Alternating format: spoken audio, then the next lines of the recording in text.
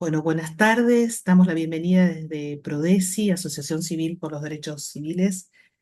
Estamos muy contentos y agradecidos por la posibilidad de hacer este conversatorio sobre un tema que nos tiene en vilo en la Argentina, que nos preocupa hace bastante tiempo. Y bueno, a raíz de una sentencia que salió hace poquito en un tribunal de San Isidro y leer esa sentencia nos convocó a invitar a aquellas especialistas que hace años vienen trabajando en esta temática para poder entender de qué se tratan estas sentencias y qué es lo que está en juego en esta clase de decisiones judiciales. Así que sin más introducción, le doy la palabra a Candelaria, que es la que va a moderar y va a presentar a las ponentes de esta tarde. Gracias, Candelaria.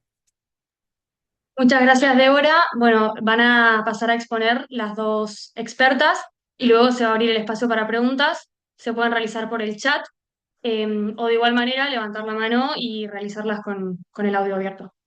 Bueno, paso a presentarla a Lorena, que va a ser la primera expositora. Lorena es doctora en Ciencias Jurídicas y abogada por la Universidad Católica Argentina. Además, además de máster y experta en e-learning por la Universidad de Sevilla y técnica en orientación familiar por la Universidad Austral. Actualmente se desempeña como vicerrectora de alumnos y extensión de la Universidad Austral, es investigadora especializada en temas de niñez y maternidad y docente invitada en distintas universidades y autora de artículos y capítulos de libros en su área de especialidad. Nos alegra mucho contar con su presencia para este conversatorio. Lorena, muchas gracias. Te cedo la palabra. La agradecida soy yo, gracias Cande, gracias Débora por la invitación. Bueno, voy a tratar de hacer lo más concreto posible. Estábamos hablando de que uno se entusiasma con estos temas y nos vamos un poquito lejos, así que dejo por momentos de verlo. Creo que ahí están viendo ya la presentación.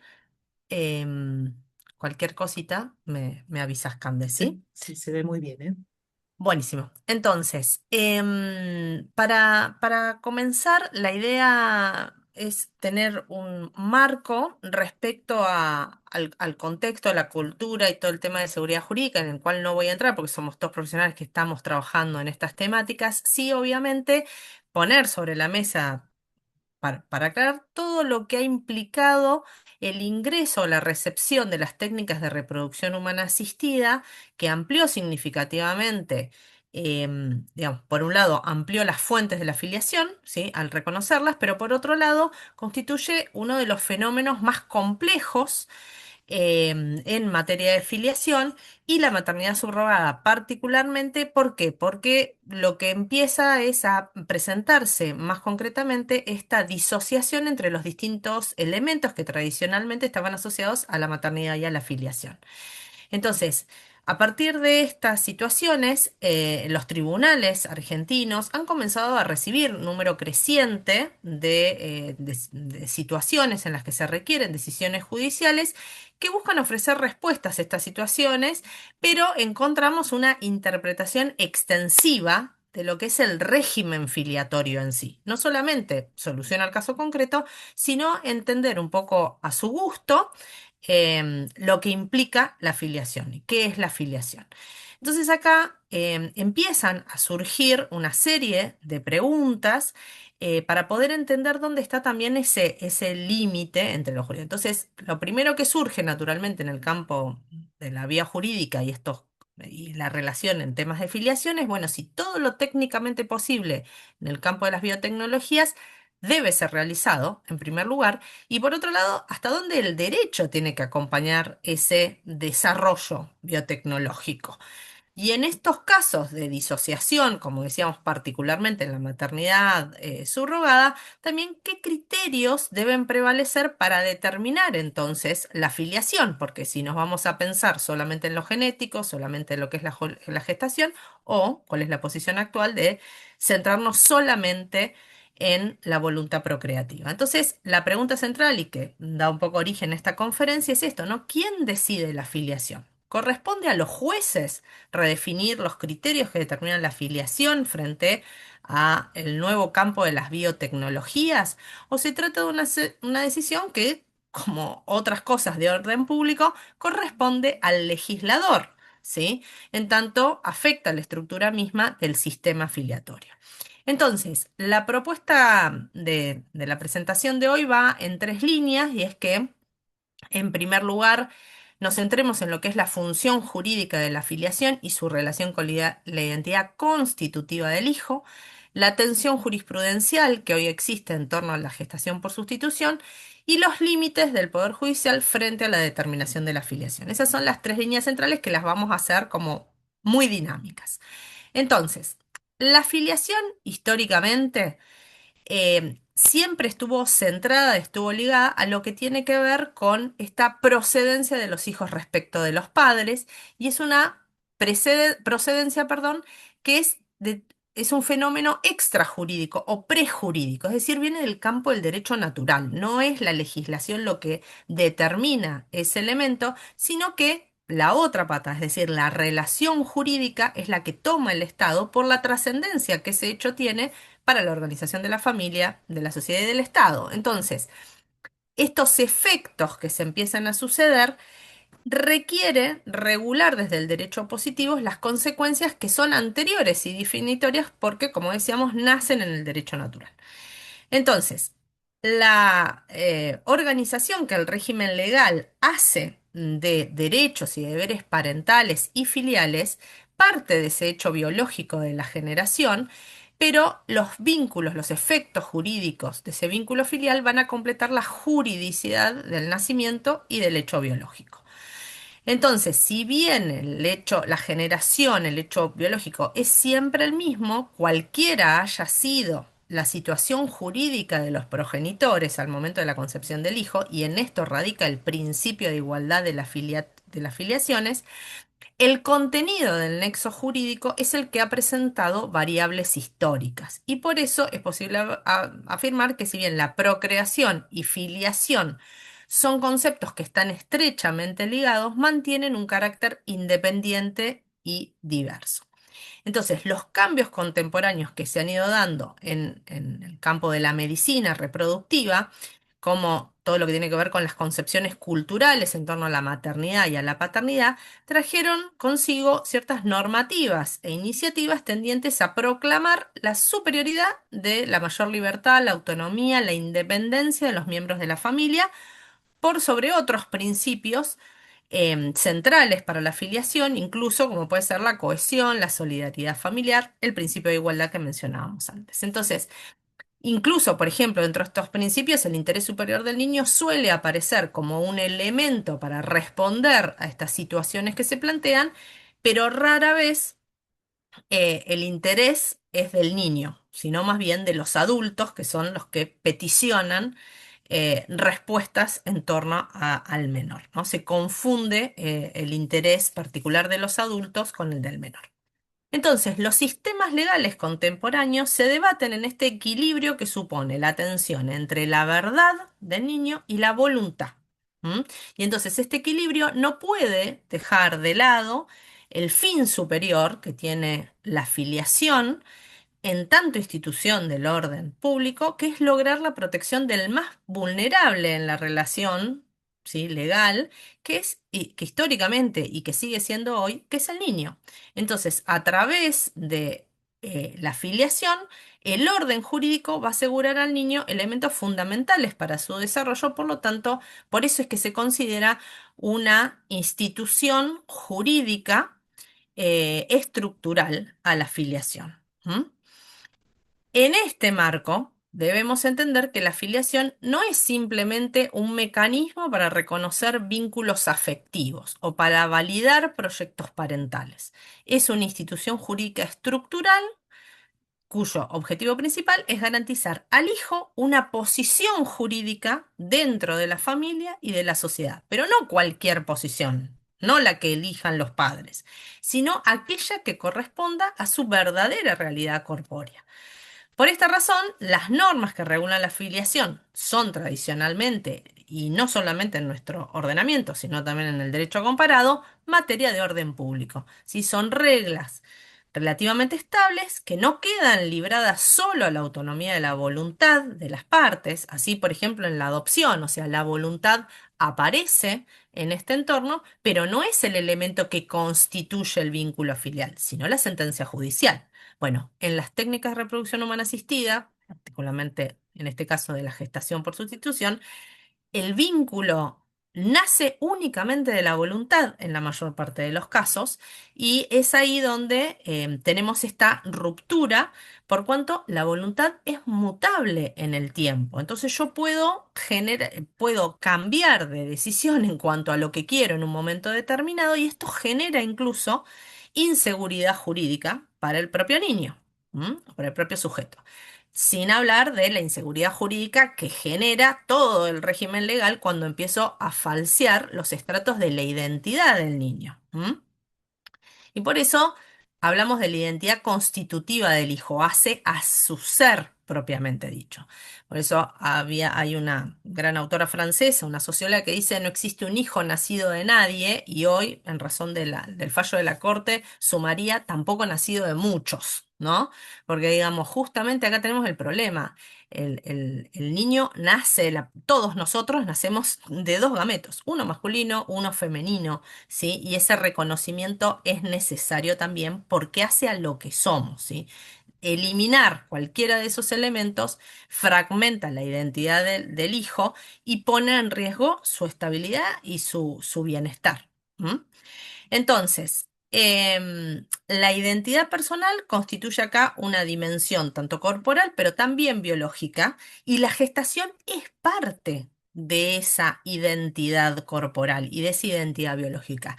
Parecería que porque la mujer solamente gesta, pareciera que solamente es como que lo tiene a UPA, ¿sí? No tiene nada que ver, sino que en esa gestación se comunica, se vincula biológicamente con ese niño, a pesar de que los gametos no sean propios, pero esto está acreditado médicamente, ¿sí? Entonces, desde esta perspectiva, es muy importante evitar este desplazamiento conceptual que aparece en los debates contemporáneos con la idea de que el derecho debe garantizar a los adultos el acceso a la parentalidad, ¿sí? Porque en rigor, el sistema jurídico no se construye sobre esa base. El derecho a la filiación no está diseñado para garantizar el deseo de los adultos de tener un hijo, ¿sí? Lo que se conoce como el deseo de la parentalidad, ni para obtener un diseño familiar que más se ajuste a sus deseos y a su creatividad, vamos a decirlo así, sino que el derecho de filiación está destinado a asegurar la protección jurídica del hijo. Y el orden jurídico reconoce el derecho a fundar una familia, pero de ninguna manera consagra el derecho al hijo o a la forma en que debe ser esto alcanzado. No existe un derecho al hijo por cuanto tampoco habría un obligado a ese derecho. Ni siquiera el Estado, en la ley que hoy tenemos de acceso a las técnicas de reproducción humana asistida y de cobertura, tampoco puede asegurar ese resultado. Porque digamos que la efectividad de las técnicas suelen ser menores al 40%, con lo cual fíjense que ni siquiera hay un 100% de aseguramiento de esa posibilidad, aunque quisieran hacerlo, ¿sí? Entonces, tampoco hay un derecho al hijo desde el punto de vista de que el niño no es un objeto, ¿sí? Es un sujeto del derecho. Entonces, tampoco puedo tenerlo o considerarlo como un objeto. Y esta distinción es fundamental para comprender cuáles son los límites dentro de los cuales debe desarrollarse el debate jurídico sobre las formas de reproducción. ¿M? Entonces, en esta línea es que pasamos ahora sí al segundo paso, que es esta tensión jurisprudencial en torno a la gestación por sustitución. En Argentina, como hemos visto, se observan dos enfoques. Los tribunales inferiores, que en general reconocen acuerdos de gestación por sustitución, como el que estamos comentando de San Isidro, que es bastante reciente, pero tenemos en la historia otros tantos, donde la centralidad está puesta en la voluntad procreacional, ¿sí? Entonces, este criterio, este elemento, entendido como criterio determinante de la filiación, termina siendo una interpretación que impulsa a entender que el proyecto parental el deseo de proyecto parental tiene que ser reconocido como progenitores jurídicos aquellos que desean serlo, simplemente, ¿sí? Incluso en aquellos cuando la gestación es llevada por otra mujer. ¿M? Frente a estas interpretaciones aparece el fallo de la Corte Suprema del caso Santalla, que ya es del año 2024, pero que los tribunales inferiores parecen desconocer, porque la realidad es que no se lo menciona, no vemos en el fallo de San Isidro, por ejemplo, siquiera una mención a la resolución de la Corte. Aquí la Corte, recordemos, simplemente dijo que no hay una ausencia de regulación legal, considera, por ahí acá recién lo hablábamos, no compartimos un poco la posición de la Corte de calificar a la gestación por sustitución como una técnica de reproducción humana asistida, porque técnicamente, médicamente no lo es, pero bueno, no vamos a entrar en esos pormenores en esta instancia. Pero la Corte lo que hizo en ese caso fue decir, bueno, si, como dice la OMS y como muchos autores consideran, la gestación por sustitución es una técnica reproductiva, no hay vacío legal porque el 562 ya determina quién es madre, y madre es quien da a luz. Entonces no se abre una puerta distinta en este sentido, sino que ya está regulado. Y el otro elemento que señala es que también debe haber límites a la intervención judicial, ¿sí? Entonces, hay un sistema vigente que determina la afiliación, que no contempla un régimen diferente para la maternidad subrogada, y por lo tanto los jueces no pueden alterar este régimen con interpretaciones extensivas porque eso no corresponde incluso en una sana división de poderes. Incluso si nosotros miráramos a la voluntad, digamos, no tal vez en el momento en que se dictó el código, pero si miramos la ley 26.8 sentidos, que fue anterior y que reguló las técnicas de reproducción humana asistida, tampoco incorporó la maternidad subrogada. E incluso las resoluciones que hubo posteriores del Ministerio de Salud, que también está legislando en una materia que no le corresponde, porque por ejemplo el Ministerio de Salud termina diciendo cuántos niños pueden nacer de una misma o de un mismo donante, algo que no le competiría al Ministerio de Salud y sin embargo lo ha hecho, tampoco en ninguna de esas resoluciones ha entrado a regular o a establecer pautas en relación a la gestación por sustitución. Entonces tampoco podemos dar por sentado que la voluntad del legislador es aceptar la práctica. ¿Sí? Ni podemos decir de que la práctica es una práctica permitida, como hace el fallo de San Isidro. Em, entonces, en esta tensión jurisprudencial aparecen varios elementos que aparecen como sustento y que lo solemos ver en muchos fallos cuando analizan el tema de la gestación por sustitución. Primero, suelen justificarlo en el derecho a fundar a una familia.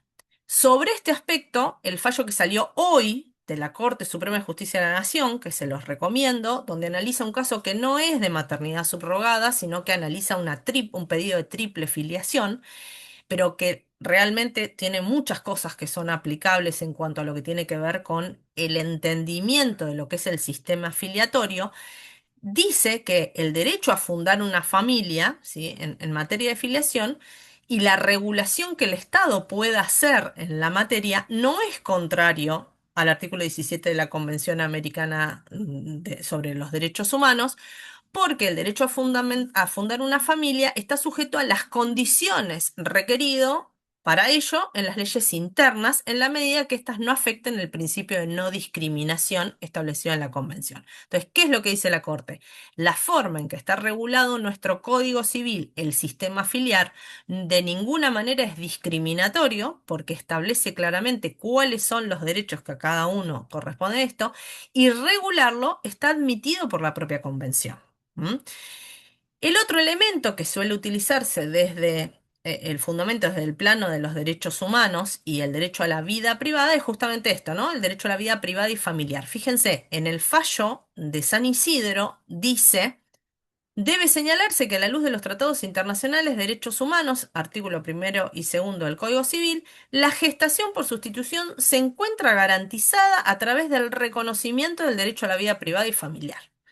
Sinceramente, es una invención, porque cuando fueron estos tratados, primero que no se realizaban prácticas de gestación por sustitución, mucho menos podemos incorporar dentro de este entendimiento de lo que es la vida privada, la aceptación de un tipo de prácticas que realmente incluso desnaturaliza el hecho en sí filial.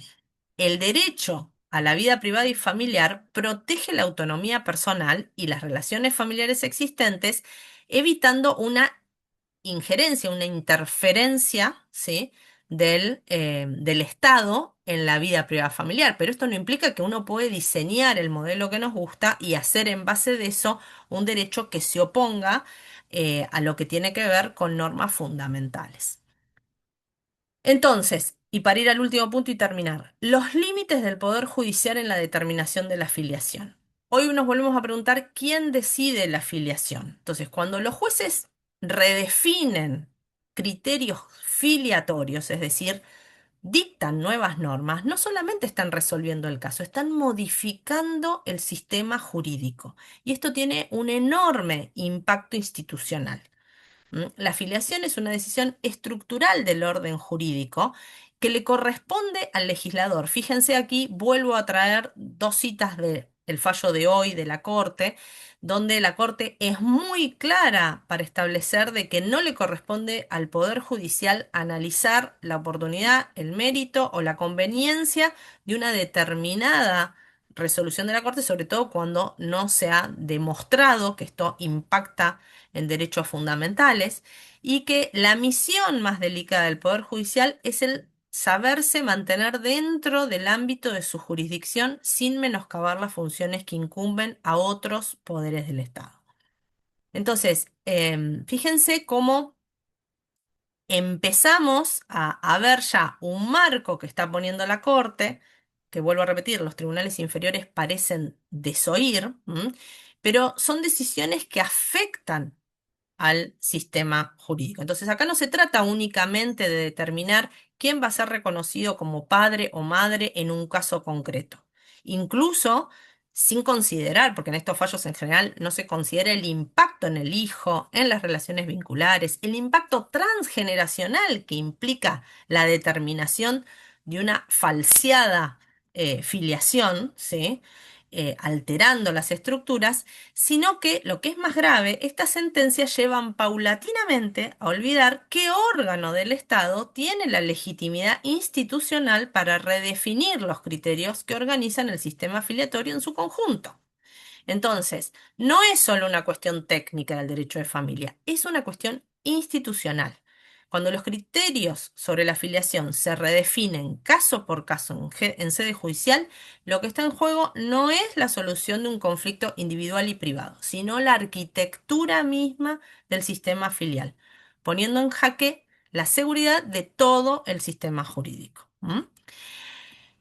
Me pareció interesante aquí también traer esta idea de los jueces legisladores, que también el fallo de la Corte de hoy lo señala muy claramente. En el fallo que se analiza sí se plantea la inconstitucionalidad de la norma, no así en el fallo de San Isidro, pero fíjense que ataca directamente a los magistrados de primera y de segunda instancia, diciéndoles que se apartan del rol que les corresponde al declarar la inconstitucionalidad de una ley mediante argumentos donde se aventuran a poner en riesgo el orden público de familia y el interés superior del niño con la mera invocación del deseo de los adultos en contradicción.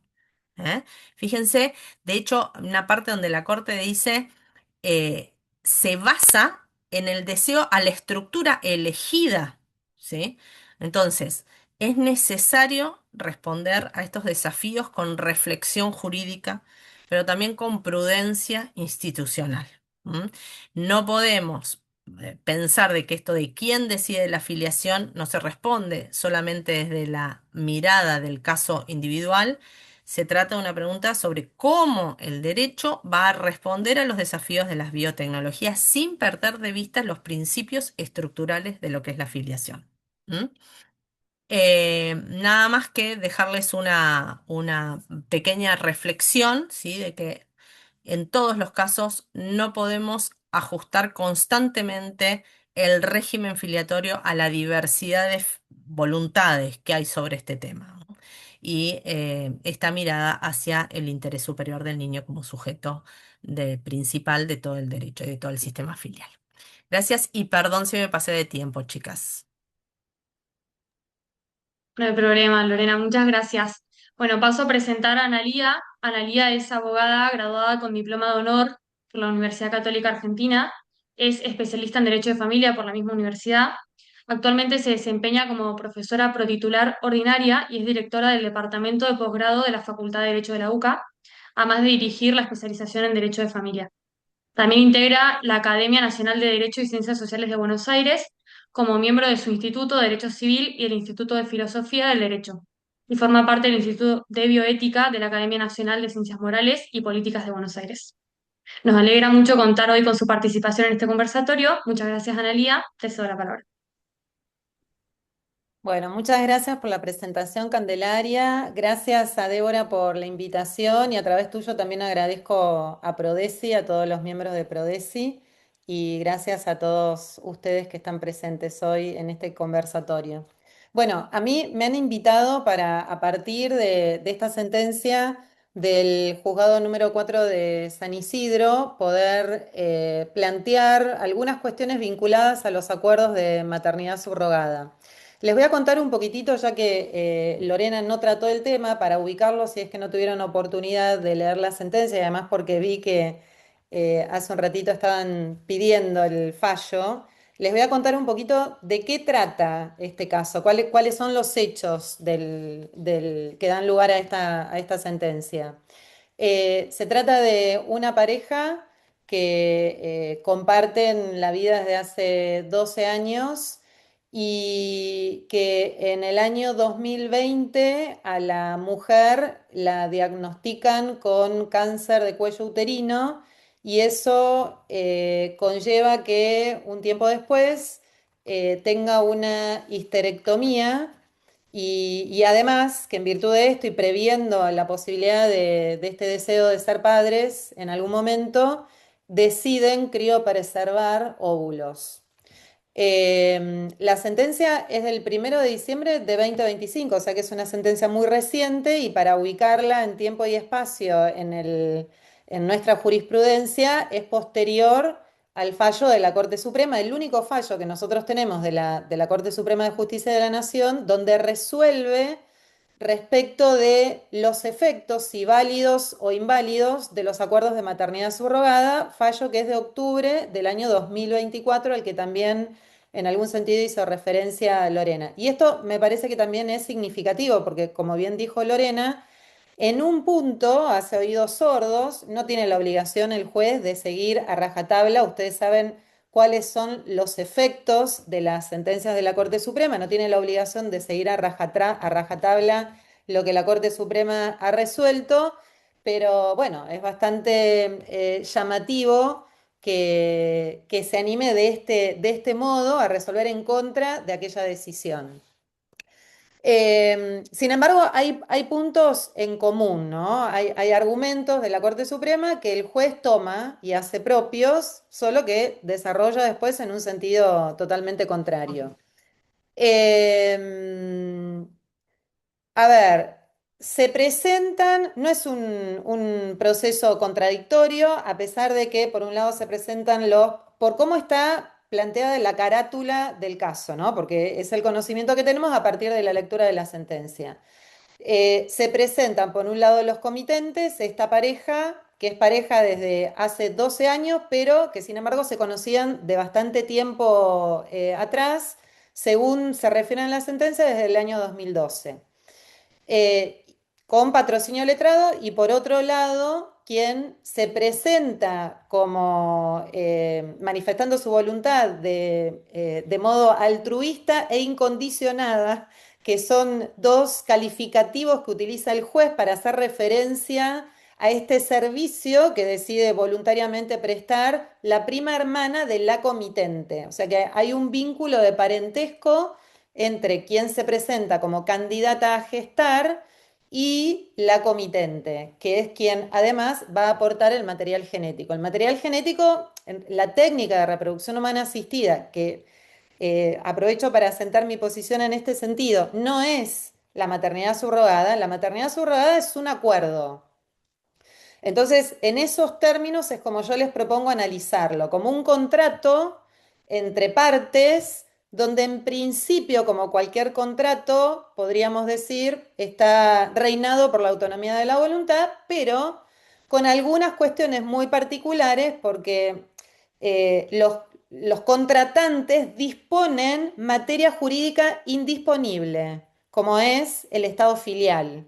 Y además, por otra parte, que después lo vamos a analizar haciendo referencia a los artículos del código, con un objeto que no califica para que este contrato o acto jurídico, para denominarlo en términos generales, pueda ser válido. Después lo vamos a retomar para analizarlo con más detalle. Entonces, esperen que justo me aparecen acá en la pantalla los mensajes de WhatsApp. Tendría que haber bloqueado el WhatsApp.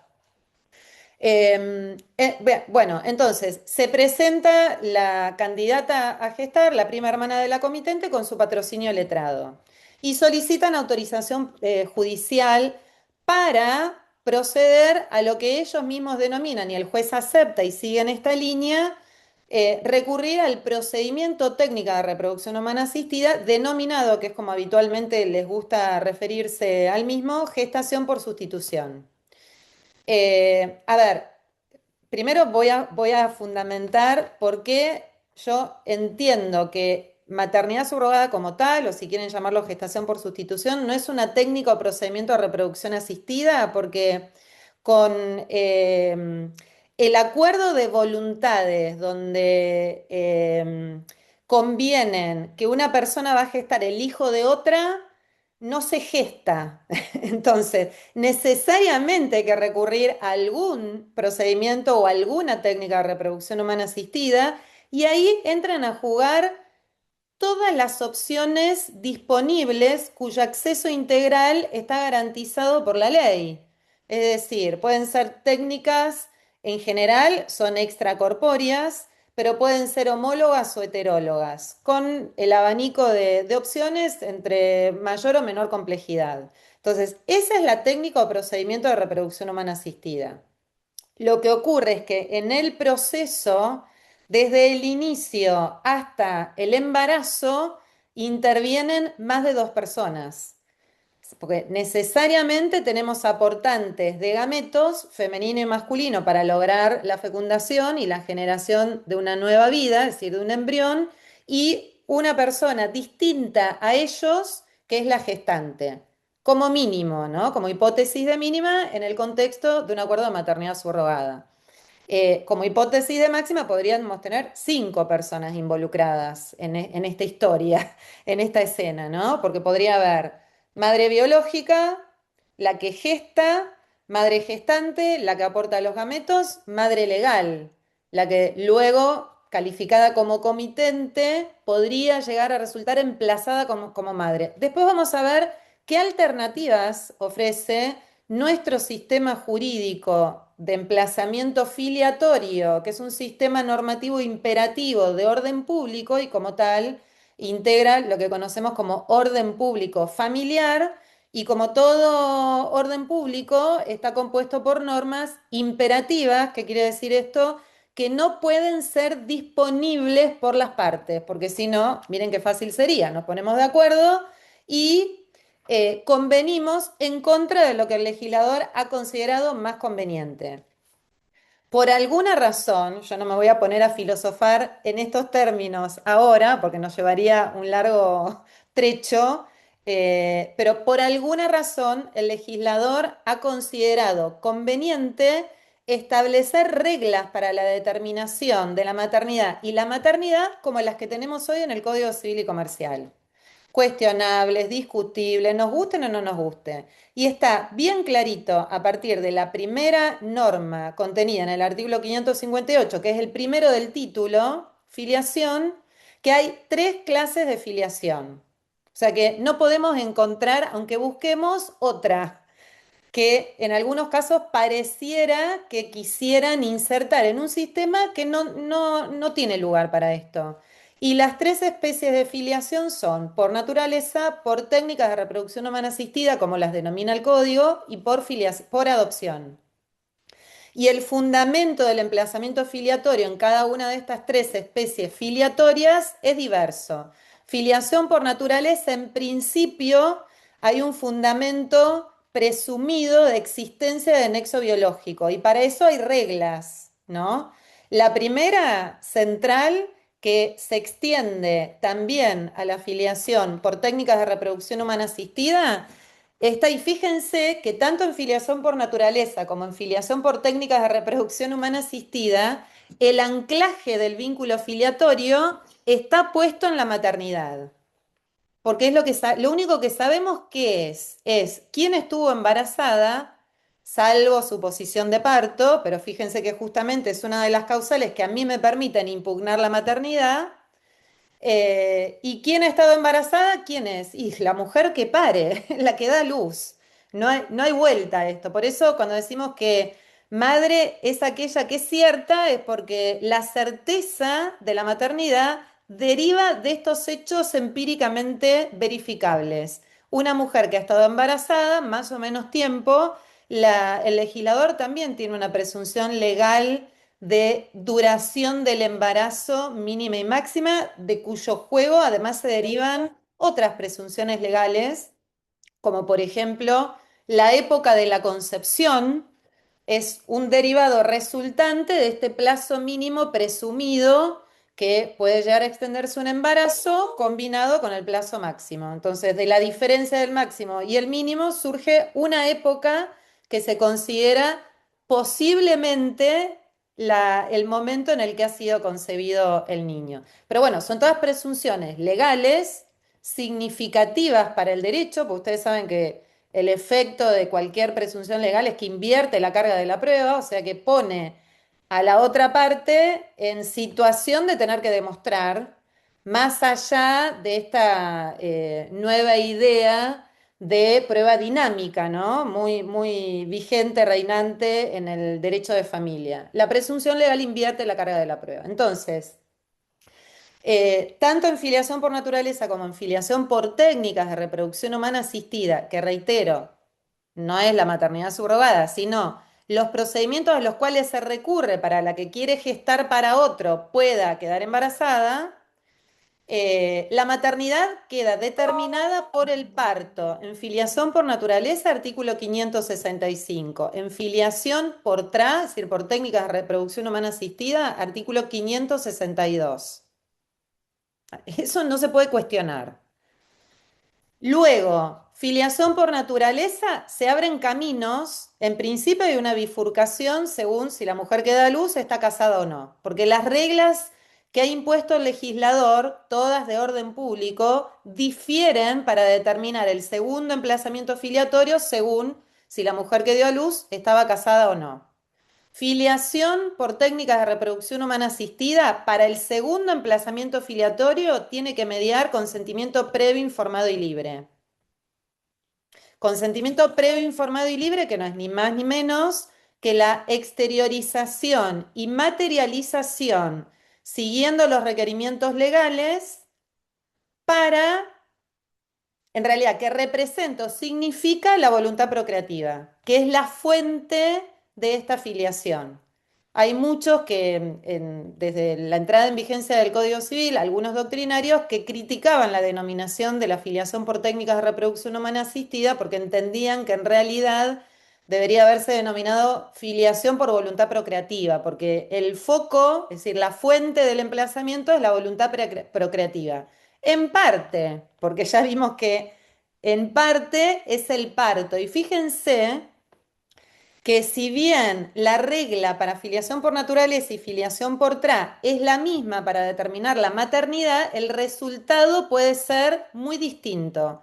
Porque en filiación por naturaleza, la mujer que da luz es la madre biológica, además de gestante, perdón, genética, además de gestante.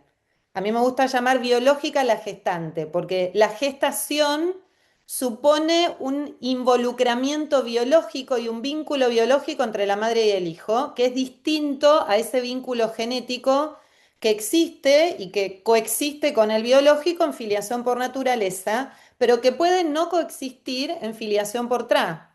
O sea que en filiación por tra, cuando la técnica o el procedimiento ha sido heterólogo, si bien madre es la que da a luz, no va a tener ningún vínculo genético con el niño que ha alumbrado. Entonces, esto lo marco porque en este caso en particular, aunque acá no de modo tan explícito o insistente, pero sí hay una referencia, después se las voy a comentar, en otros casos, se ha tomado como un argumento adicional para reconocer validez al acuerdo de maternidad subrogada el hecho de que los comitentes han sido aportantes genéticos, es decir, aportantes de los gametos. ¿Y qué significado legal o jurídico puede tener esto si estamos en el ámbito de la filiación por tra, donde se le ha desconocido todo valor al vínculo genético y está todo el emplazamiento filiatorio, el segundo emplazamiento filiatorio, sostenido exclusivamente por la voluntad procreativa? Entonces, cuando conviene, nos miramos si tienen o no tienen vínculo genético. Cuando no nos conviene, no es tan importante, ¿no? También, principio de coherencia, artículo 2, sería bueno que a veces esto también se pusiera en práctica, ¿no? Porque es el principio rector de toda interpretación normativa, según el propio legislador lo ha dicho. Entonces, importante que esto también en la práctica se ejecute, ¿no? Bien, entonces, cierro en realidad con la filiación adoptiva, ya había señalado Lorena muy bien, la fuente en el vínculo filiatorio adoptivo es la sentencia judicial. Sin sentencia judicial no hay filiación adoptiva. Entonces, obviamente que ahí también tiene impacto la voluntad de los adoptantes.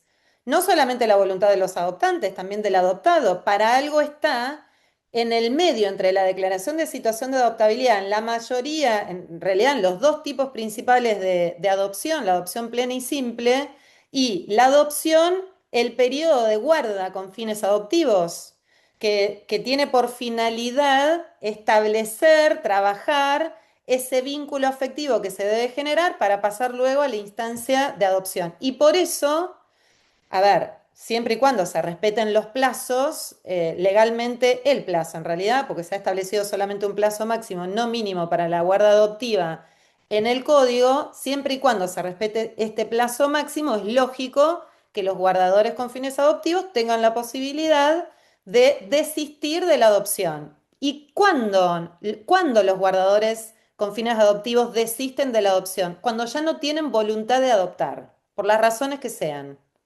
Ojo que también el desistimiento podría venir del menor y el menor decir, bueno, no, según la edad y grado de madurez, decir, no, yo no quiero ser adoptado por estas personas. Y está perfecto, no hay ningún problema. Entonces, ¿hay ahí una incidencia de la voluntad? Sí, la hay. ¿Es comparable con la filiación por trans? No, para nada. Porque la misión, el rol, la razón por la cual existe la adopción es en beneficio de un niño, en principio, también podría ser un mayor de edad, en dos excepciones, pero en principio de un niño que está en una situación de vulnerabilidad particular y para eso existe la adopción en principio como regla general. Entonces, para que el niño que ha perdido una familia o que nunca la tuvo, la tenga y pueda desarrollarse de manera integral, formarse al cuidado de una familia en un entorno familiar, que es el que va a asignar de algún modo también la manera como se relacione con los demás, con los otros en su vida adulta. Entonces, vuelvo a la sentencia.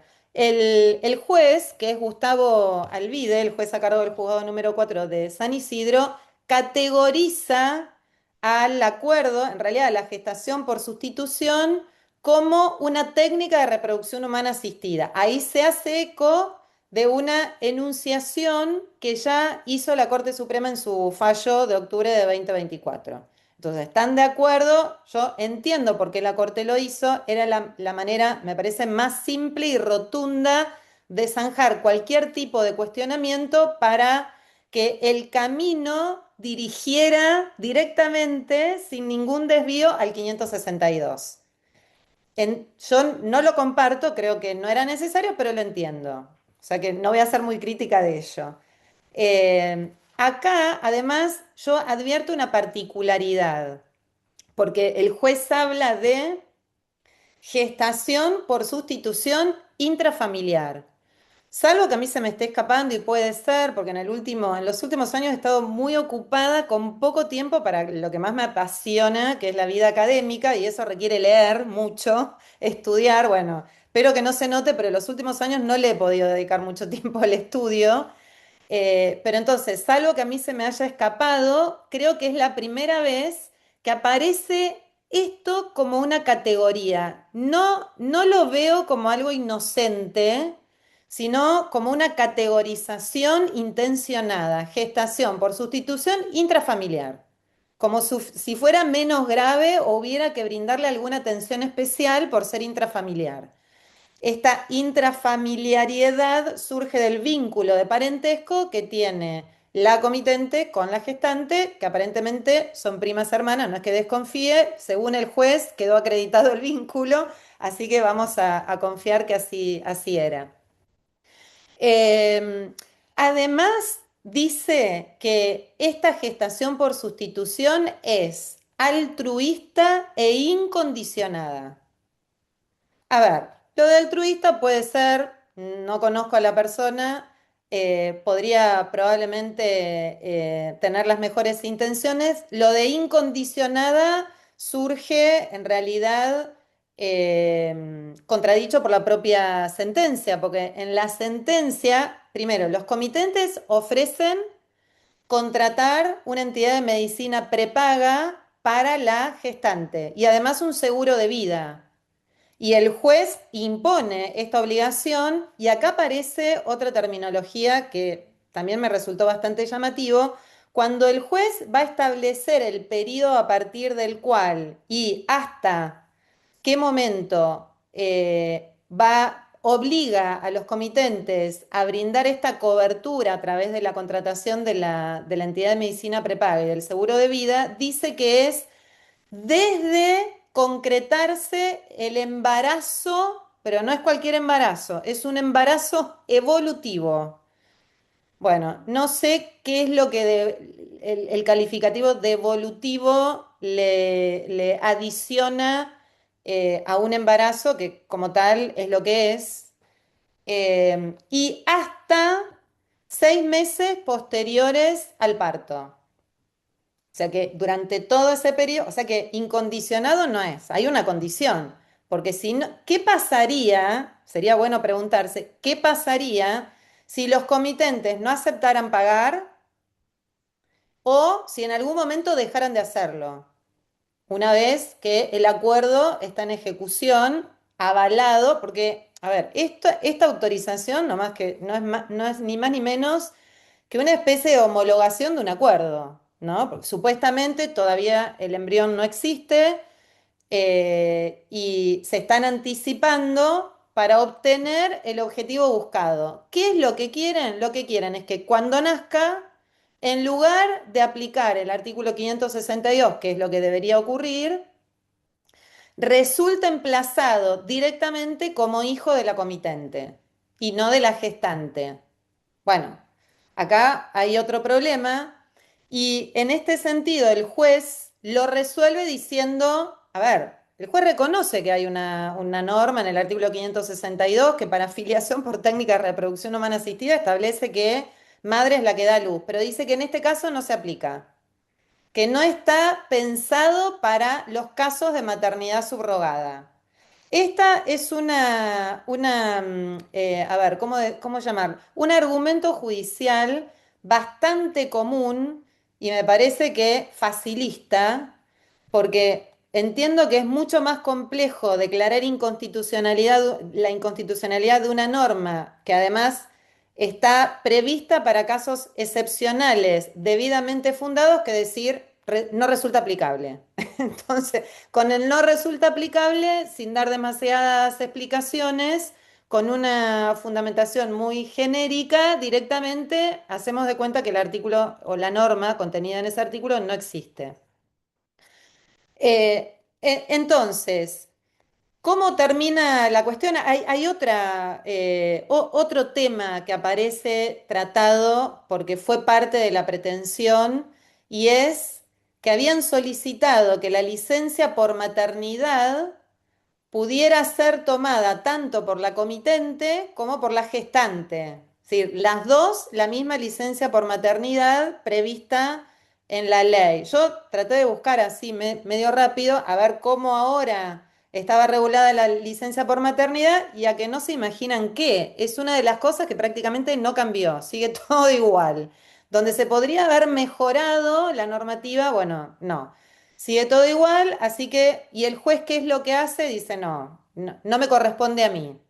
O sea que en este aspecto consideró que no era competente para resolver si correspondía o no correspondía la licencia por maternidad. Lo bien que hizo, esto es un juzgado de familia el que está resolviendo, así que hizo bien en no resolver esta cuestión. Eh, entonces, a ver, esto más o menos es lo que se trata en esta sentencia. ¿Qué tiene de particular o de novedosa la sentencia? Más allá de estas cuestiones que yo les fui mencionando, la verdad es que nada. En cuanto a la oportunidad, por ahí este puede ser un dato relevante porque como les mencioné anteriormente, es una sentencia posterior a un fallo de la Corte Suprema después de años esperando que la Corte Suprema se manifestara sobre el tema, donde hace oídos sordos. Solamente comparte esto de calificar a la gestación por sustitución como una técnica o procedimiento de reproducción humana asistida.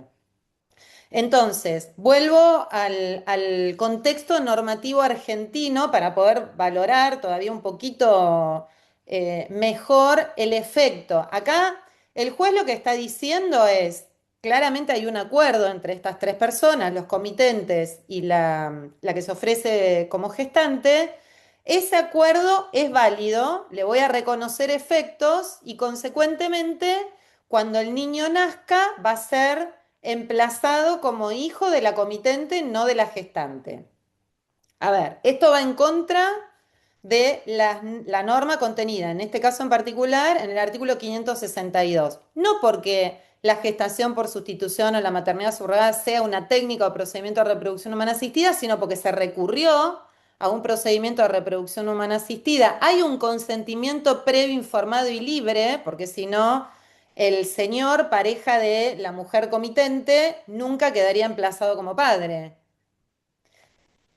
Eso por un lado. Por otro lado, nosotros tenemos que en vigencia del Código Civil anterior estaba referido en el texto del código. Ahora no, pero no fue explícitamente derogada esta ley, o sea que se encuentra vigente un régimen de identificación del recién nacido, que está regulado por la ley 24.540, que fue luego modificada por la ley 24.884.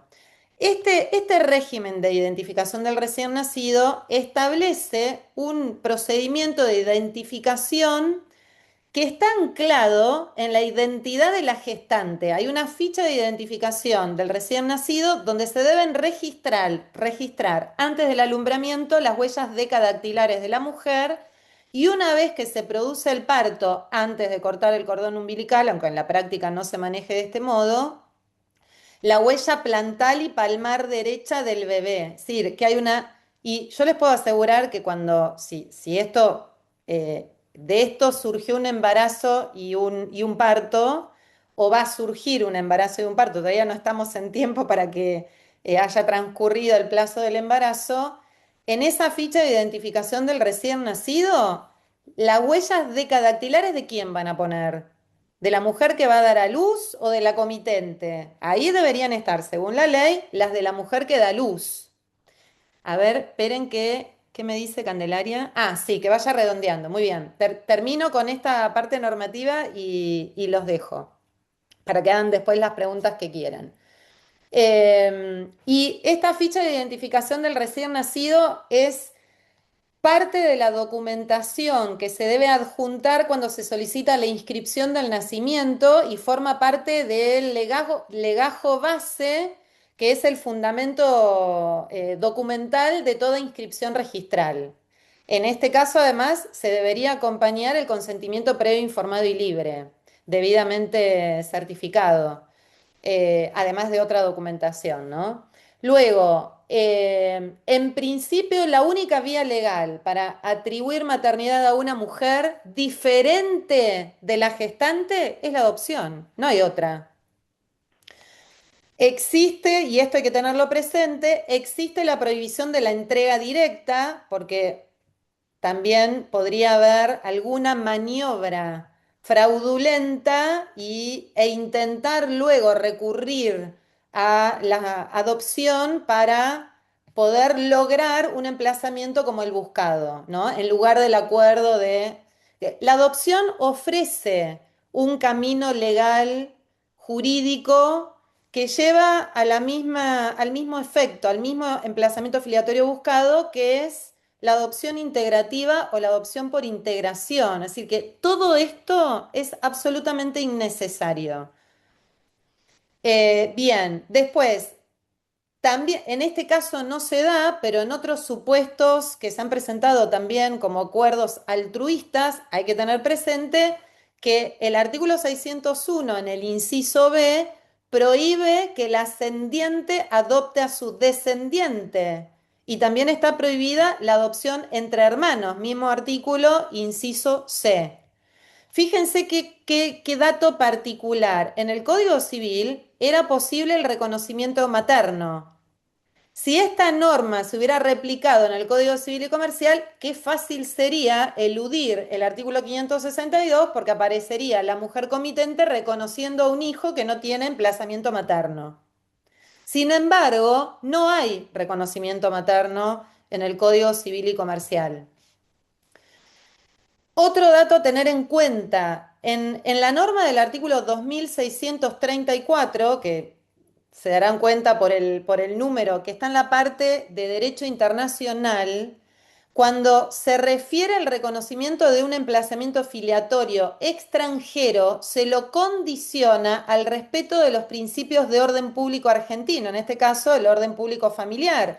¿Y dónde está el orden público familiar? En todas estas normas que regulan los emplazamientos filiatorios, en todas estas normas imperativas y además en los principios que integran ese orden público familiar. La ley 26862, a la que se refirió Lorena también en su exposición de acceso integral a las técnicas y procedimientos de reproducción humana asistida, no prevé a la maternidad subrogada o a la gestación por sustitución como uno de los ni la ley ni el decreto reglamentario como uno de los procedimientos o técnicas de reproducción humana asistida.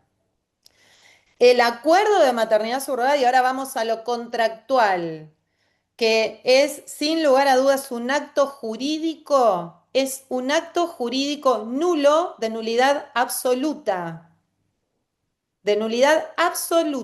por aplicación principalmente de dos normas. Artículo 279, que establece que el objeto no puede ser un hecho imposible o prohibido por la ley, contrario a la moral, a las buenas costumbres, al orden público, y claramente es contrario al orden público familiar, o lesivo de los derechos ajenos y los derechos del niño, o de la dignidad humana.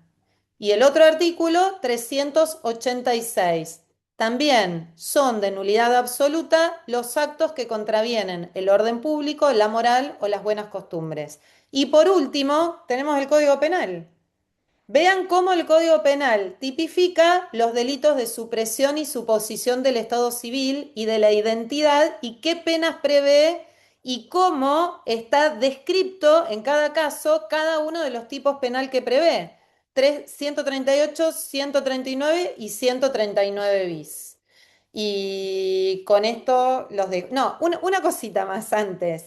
Tengan presente, que no me acuerdo si se los mencioné o no, la importancia del emplazamiento filiatorio, porque en el emplazamiento filiatorio está anclado el parentesco y el parentesco es una institución que está repleta de efectos jurídicos en todas las áreas del derecho.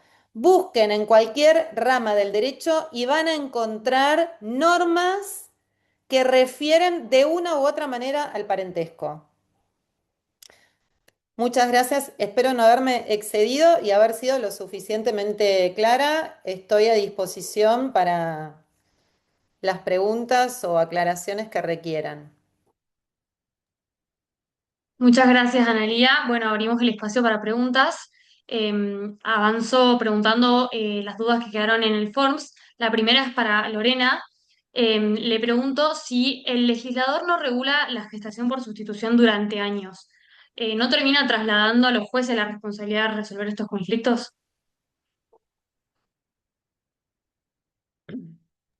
Perdón, no había abierto el micrófono, no me iban a escuchar. Entonces, sí, es cierto que cuando el legislador no regula, que es un poco el llamado que hizo la Corte en el fallo Santalla que mencionaba también Analía del año 2024, que es necesario que el legislador regule. Lamentablemente en Argentina estamos más preocupados por otros temas que son importantes para la Argentina, pero no le estamos dando importancia a estas cosas. Entonces, si bien es cierto que llegan casos y que es necesaria una regulación que a mi modo de ver debe ser prohibitiva para todo tipo de maternidad subrogada con mucha claridad. El hecho de que los jueces tengan que resolver esos casos, ¿sí?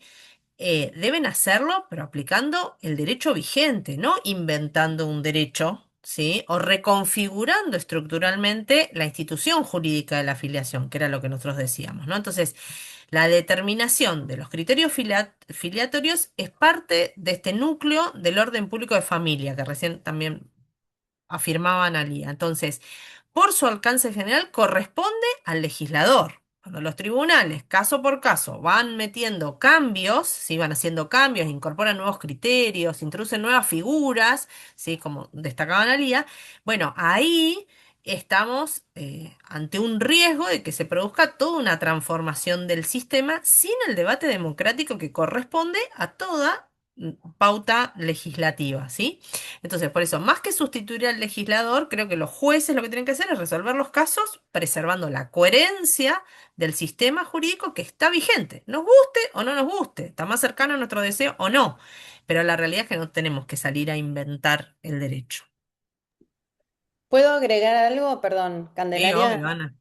En relación a la pregunta, quiero destacar algo.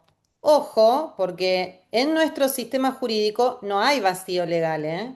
Una No, cosa es no tener una regulación permisiva. Otra cosa es no tener, que esto es lo que no tenemos, no tener una regulación prohibitiva.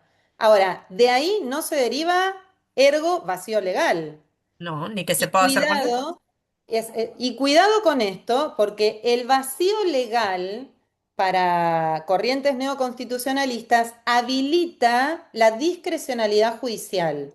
Y muchas veces ese vacío legal es justificado afirmando que el legislador ha considerado oportuno, conveniente, que estas cuestiones sean resueltas por los jueces en los casos concretos. No, este no es el caso, porque si hubiera sido así, habría una norma que dijera en los casos de maternidad subrogada que resuelva el juez. O, porque fíjense qué contradictorio es, el mismo juez que decide reconocerle efectos al acuerdo de maternidad subrogada, califica la maternidad subrogada con como un procedimiento de reproducción humana asistida, lo cual lleva a la regla del 562. O sea que vacío legal no hay. ¿Dónde está el vacío legal? Sino, ¿qué es la norma del 562? Ujú. Muchas gracias a ambas. Bueno, en esta línea, esta pregunta también es para Lorena. Si la afiliación es de orden público, ¿qué sucedería si el Código Civil se reformase y permitiese la afiliación por maternidad subrogada? Y ahí tendremos que estar, a ver, hoy hay un montón de normas que no van en línea con un montón de preceptos que teníamos en el Código Civil anterior, que ponen en jaque, de hecho, todo el régimen regulatorio de las técnicas de reproducción asistida como nueva fuente se incorporó en el código, no estaban en el código anterior, y eso llevó a una discusión donde probablemente muchos, incluyéndome, estaríamos en contra de incluirlo, esta práctica. Y sin embargo se incluyó. Bueno, yo creo que habrá que dar ese debate legislativo y oponernos a los que realmente son esas normas de orden público centrales que tienen que ver con la identidad y la dignidad de las personas y la protección del hijo. Igual, así todo, el problema no sería solamente sacar del código la norma que diga o este tema o de hecho, si nosotros admitiéramos la figura de la gestación por sustitución, tenemos que ser conscientes que habría que modificar un 30% o más de nuestro Código Civil actual y del régimen penal. Porque como decíamos, los contratos sobre una persona no pueden darse, nos olvidamos de la dignidad de la persona humana, o sea, hay un montón de cosas que tendríamos que empezar a borrar. Entonces, realmente no es simplemente incluir un nuevo artículo y tener una reconfiguración en un tema de filiación. Impacta en todo el sistema. Hoy, el haber incluido las técnicas de reproducción asistida nos está impactando incluso en derecho sucesorio. ¿Sí? Porque se están dando espacios, por ejemplo, también con la regulación de los jueces, a maternidades post-mortem. Y también lo estamos admitiendo. Entonces, la verdad es que eh, obviamente hay que legislar como corresponde, dar los debates legislativos en un Estado democrático como nos corresponde, pero realmente para poder admitir la figura habría que modificar gran parte de nuestro código. No es solamente este punto.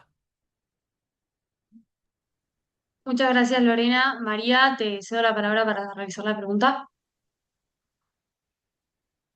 Bueno, hola, buenas tardes. Muy agradecida a las dos, han sido claras, claras, clarísimas. O sea, muy claras, estoy contentísima. El punto es que las escucho, yo estoy horrorizada, estoy trabajando por la abolición de la subrogación, de la maternidad por subrogación con la Asociación de Casablanca a nivel mundial y hay muchos casos. Esto porque, bueno, abre juego a la trata, a la venta de niños, claramente, porque nos valemos de un contrato y entonces está todo permitido y no. Y además por el derecho a la identidad, claramente. O sea, ¿de dónde sale ese niño? Ya con el tema de la ovodonación y la donación de gametos, entre comillas, porque de donación no hay nada, porque es todo un comercio, la realidad es que ya el niño tiene un problema de identidad grave. Si a esto le sumamos arrancarlo de lo único que conoce y de lo que lo gestó, más allá de donde venga el material genético, puede ser infinitamente más grave. Pero les quería consultar porque hay un caso que conocemos que eh, donde la madre biológica, o sea, la madre biológica además es la madre gestante, ¿sí? O sea, la madre contratada. Entonces, ¿cómo funcionaría o cómo creen ustedes que puede funcionar en ese caso? O sea, ¿qué diría la justicia con respecto a eso? Porque la realidad es que la maternidad subrogada no está permitido, o sea, no está permitido, por lo tanto, o sea, lo que dicen es que al no estar prohibido, se supone que está permitido bajo ninguna regla porque no se entiende. Entiendo que hay estudios de abogados que están defendiendo esto a ultranzas, el negocio es inconmensurable, pero ¿qué pasaría en el caso de que la madre gestante reclame, que además está reclamando su hijo biológico? Gracias. Bueno, Ana, no sé si querés. Sí, sí, cómo no. Bueno, se resuelve el problema si la gestante reclama, porque estamos de acuerdo en que es la madre. Y acá, además de ser la madre gestante, es la madre biológica, o sea que jurídicamente es la madre legal, además. Más allá de que tenga vínculo biológico, o sea que ahí yo creo que no habría ningún inconveniente. El problema es que esas eran prácticas que antes se hacían y ahora se han dejado hacer justamente por este hecho, porque era más fácil de determinar que el vínculo genético era también con la gestante y entonces tenían más posibilidades de reclamación. Entonces, las prácticas actuales justamente tratan todavía de separar más al aportante del gameto de la gestante, de la madre, la comitente, digamos. Em, en ese caso, si es biológica, además de gestante, como dice Analía, nuestra ley está regulado y es clarísimo, o sea que tiene los dos elementos fundamentales y eso podrían reclamarlo. El problema es cuando se han firmado estos contratos, que son contratos nulos, que en muchos casos son contratos firmados en el exterior, aprovechando la vulnerabilidad de muchas mujeres, sobre todo de escasos recursos, de escasa capacidad este, eh, nada, de desarrollo. Entonces, realmente hay un comercio enorme, como bien decías, María, y hay poderes que no les interesa justamente que se regulen y que se prohíba, claro, con claridad. Sí, en el mundo, especialmente en Europa, se ha generado una especie de turismo reproductivo en torno a Hacia estos América. acuerdos de maternidad subrogada, donde se busca muchas veces desde países donde los acuerdos están permitidos, pero con condiciones por ahí más exigentes o con contraprestaciones más onerosas, se busca ir a otros para pagar menos o para tener condiciones que sean más adecuadas a lo que están buscando. Pero, y fíjense que la jurisprudencia que se ha generado en torno a este turismo reproductivo nos ha permitido conocer hechos que, a ver, son imposibles de imaginar, ¿no? Porque la dificultad que se genera en torno al emplazamiento filiatorio no termina ahí. Ese emplazamiento filiatorio está muchas veces vinculado directamente a la determinación de la nacionalidad. Y la nacionalidad, si no está determinada, no permite una limitación para salir de un país y moverse hacia otro, es decir, limita la movilidad, especialmente cuando los comitentes se han trasladado de su país de origen a otro y después quieren volver a su país de origen, como los casos que conocemos que han llegado al Tribunal Europeo de Derechos Humanos, por ejemplo. Pero hay países que han regulado de tal modo los acuerdos de maternidad subrogada donde no permiten, por ejemplo, que la mujer gestante sea nacional de ese país. Tiene que ser una extranjera, un inmigrante. Y entonces ahí se empiezan a generar un montón de conflictos con puntos de contacto en distintos países que generan un embrollo fenomenal con conflictos, con problemas de difícil solución en el ámbito del derecho internacional privado. Y muchos han tenido que resolverse judicialmente con creatividad, porque si no, no había salida. Bueno, es importante advertir algo que pasó en nuestro país a raíz del fallo Santalla del 2024 de la Corte, que es que teníamos en la ciudad de Buenos Aires, por una resolución del registro civil, la posibilidad de inscribir estos niños como hijos de los comitentes si no había voluntad procreacional de la gestante. Entonces, a raíz de esos fallos se inscribían numerosos casos de gestación subrogada y por eso también hubo varios casos de chicos que eran trasladados al exterior, ahí entraron, de hecho eran mujeres muchas del interior que venían a parir a Buenos Aires para aplicarse y poder inscribirlo conforme a estas pautas del registro. ¿Y qué pasó? Cuando salió el fallo Santalla, esto se limitó, ¿sí? Y de hecho hubo una sentencia judicial que hizo retrotraer la resolución del registro civil y se cancelaron las inscripciones, incluso algunas que estaban en trámite. Entonces, realmente el fallo de la Corte tuvo en esa primera instancia un impacto importante para cortar determinadas prácticas. Pero lo que vemos es que después de eso, esta no es la primera sentencia que hay a favor de la maternidad subrogada después del fallo de la Corte. Ya tuvimos varias el año pasado, por lo menos yo recuerdo dos o tres, y que son contrarias al fallo de la Corte y que no lo mencionan. Y en este ámbito del mercado internacional, estamos también en una región donde no hay prohibición contra la maternidad subrogada. La mayor parte de los proyectos legislativos que hay en la región son a favor de la regulación por medio de contrato, pero a favor de la regulación. Solamente Chile hoy tiene un proyecto, bueno, pero Chile y Ecuador tienen dos proyectos que se están discutiendo de manera negativa, pero en Argentina tenemos 40 proyectos de ley que son favorables a la práctica. O sea, lo que estamos nosotros analizando hoy, todo esto que estamos poniéndole como la lupa para entender el impacto que puede tener bueno, tuvimos el año pasado eh, la opinión de Rima Al-Salem, que es la vocera de la ONU, donde va en contra de la maternidad subrogada y eso ha impulsado muchísimo todo el tema de las prácticas. Pero en nuestro país hoy tenemos, digamos, tenemos una cantidad de proyectos de ley que no están en línea a la prohibición. Ni siquiera una regulación que sea realmente restrictiva. Y en general la lupa se está poniendo sobre la mujer que gesta, no sobre los comitentes y mucho menos sobre los intermediarios, que es lo que tiene que ver con el negocio.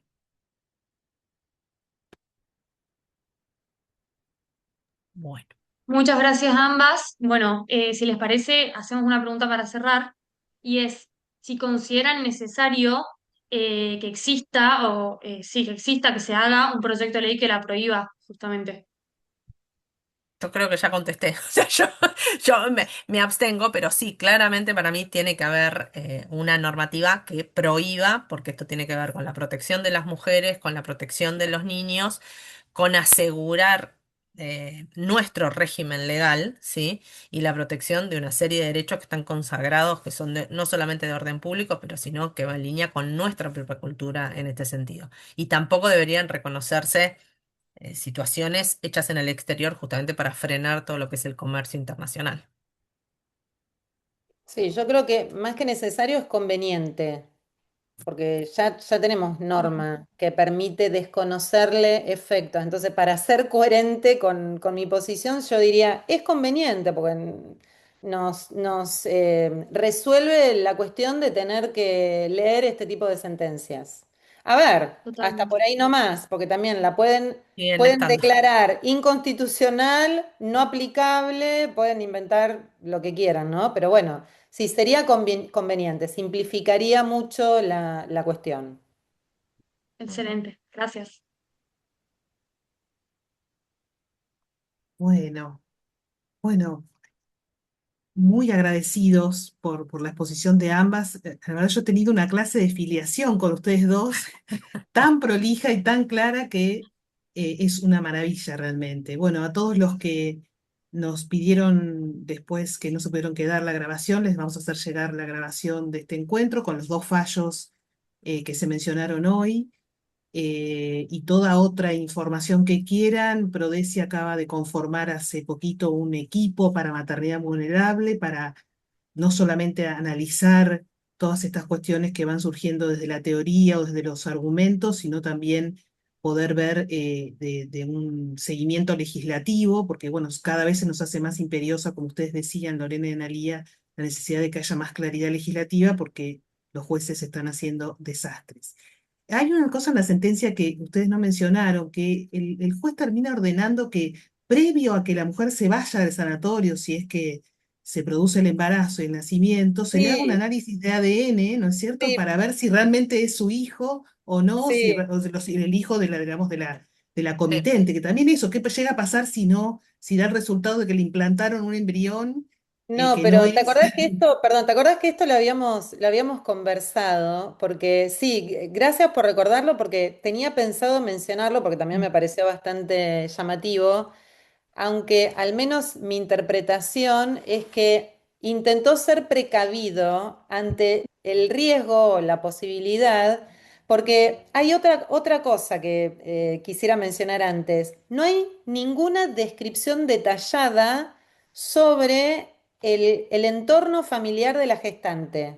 Mm, Sin embargo, sabemos que tiene hijos porque en un momento así como medio al pasar hace referencia a que cumple con este requerimiento que en general los países que legislan de modo permisivo y el proyecto de ley comprenden, también lo tenía. Sí, incluyen, que es que sea la gestante una mujer que ya haya sido madre, y esto es simplemente con una finalidad utilitaria, ¿no? Para garantizar la entrega del bebé una vez que dé a luz, es decir, alguien que ya ha experimentado el embarazo, el parto y se considera preparada para poder atravesar, transitar esa ruptura que significa dar a luz y entregarle el hijo a otra persona o gestar el hijo de otro con el que durante el embarazo trata de no vincularse afectivamente, ¿no? Todo absolutamente antinatural.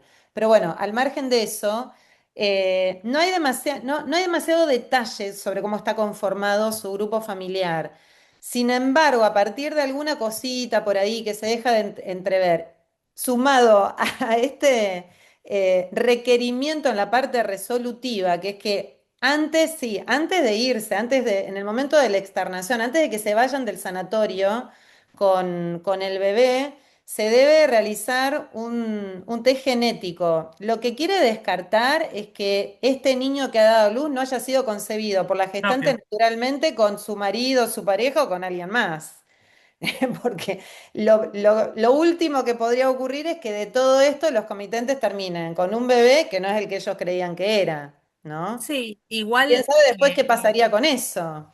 sí, Porque, a ver, las que tampoco gestantes sería del todo raro, porque muchas veces muchos Mm, de los óvulos que están fecundados no prenden, digamos, y no se llega al claro. embarazo por ese lado. O sea, que no sería, o sea, se da espacio a esto que es lo que está planteando Analía, ¿no? Que sea un embarazo que provenga de otra situación y no necesariamente Mm, de la técnica.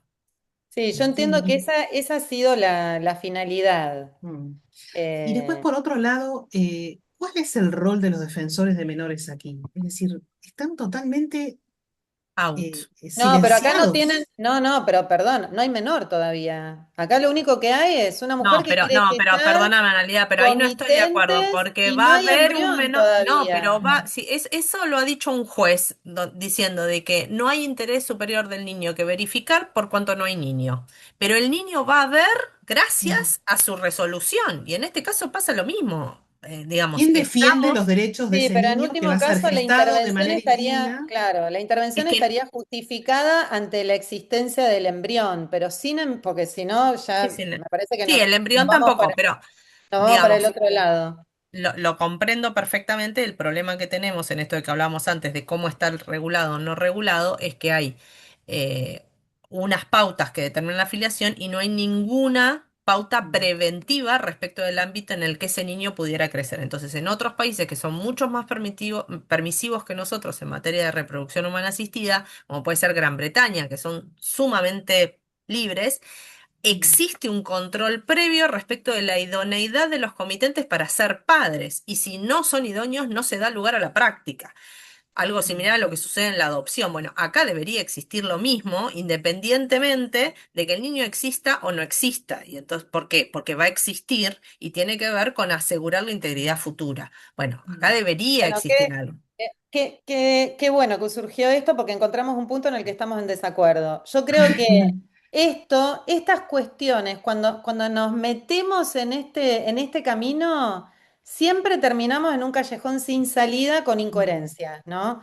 Porque estar hablando de la necesidad de la intervención en un caso como este, de un defensor de menores, cuando no hay ningún niño a quien pueda representar, es provocado por una cuestión que no tiene cabida, no tiene sentido, no tiene coherencia, no tiene lugar. Entonces, si vamos detrás de eso, empiezan a surgir requerimientos que tampoco tienen justificación o fundamento, ¿no? Claro, Yo pero siempre digo que la tampoco incoherencia aparece. lleva Mm. a más incoherencia. Claro, Entonces, pero lo que hay que tampoco hacer, aparece, perdón, tampoco está apareciendo este defensor en los casos en los que ya está la gestación, en los que ya el bebé ha nacido y lo inscriben. O sea, yo digo, ¿dónde están esos defensores de menores que deberían apelar incluso estas sentencias tan bueno, desastrosas? sí, ahí En sí, este estamos de caso, acuerdo, sí. ahora es total la arbitrariedad, ¿no? De los jueces. Pero bueno.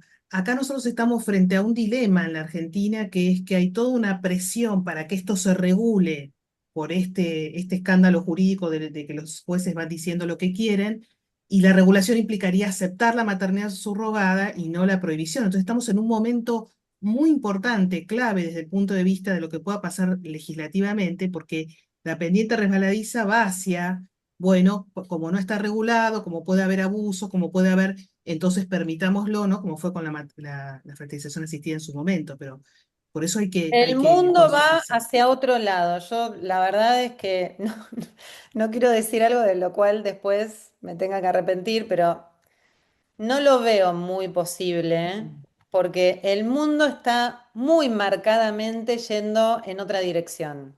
Y hay Sí, sí. mucho movimiento internacional en contra de Mm, la maternidad subrogada. Fíjense que países que la prohibían ahora la tipificaron como delito penal. Es decir, que mm, se están implementando una cantidad de estrategias para fortalecer la prohibición.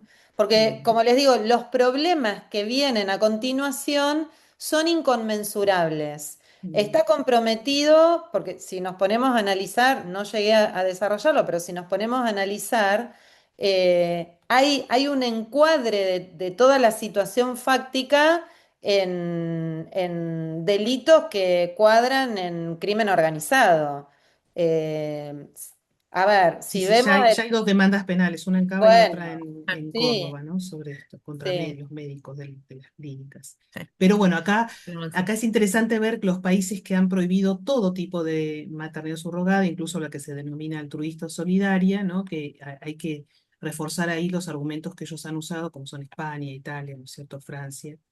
Pero bueno, ahí esperemos que vayamos hacia ahí. Y bueno, y luego repito, como decían ustedes, la Declaración de Casablanca, los invitamos a ver la página de la Declaración de Casablanca, donde ahí hay un movimiento muy fuerte que ha tenido repercusión esta semana en la OEA también, sobre el testimonio de personas o de juristas que están moviéndose en todos los países para que los países tomen conciencia de cómo deben frenar esto, ¿no? Frenar esto. Bueno, sí. nuevamente, gracias a Perdón, cada una. Sí. les puedo recomendar algo también por si quieren profundizar, el que creo que Lorena lo había mencionado, el informe de la relatora especial sobre la violencia contra las mujeres y las niñas, sus causas y consecuencias, que es del año pasado. Rima O sea, Al-Salem, que es bastante reciente porque es del 10 de octubre del año 2025. Sí, pasado, sí, sí, que fue muy un bueno. informe que presentó en el marco de una reunión plenaria del tercer comité sobre cuestiones sociales, humanitarias y culturales de la Sí, Asamblea Sí, General de sí, sí. Naciones Unidas. sí. Es súper Este es interesante porque ella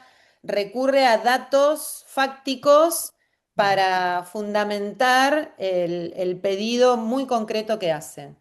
ujú. Este es del 2025, pero también podemos retrotraernos a los informes de la misma relatora, que eran personas diferentes. 2018 y 2019 también eran contrarios a la Ah, no maternidad sabía. subrogada. O sea que no es esto de ahora, no es una moda. O sea, tiene larga data.